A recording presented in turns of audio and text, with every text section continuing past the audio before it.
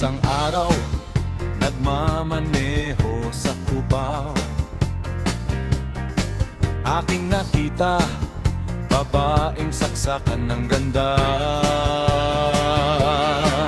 Sinundan ko ang kotseng sinasakyan niya, hindi ko nakitang may dumarating pala. Hindi ko naiwasan, kami biglang nagkabanggan.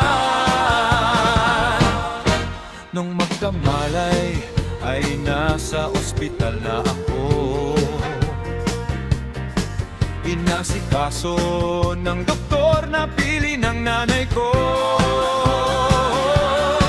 Bigla-bigla na lang ang nurse nandyan na, at para kong nakita ng anghel sa ganda. Kahit nagdideliryo itong nasabi ko sa kanya.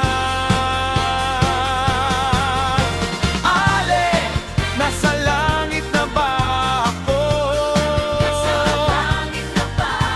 Mama, kayo po ba si San Pedro?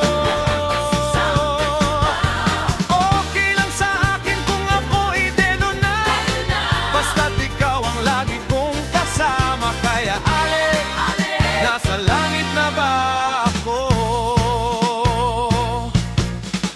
At paglabas ko, niyaya ko na siyang pakasal.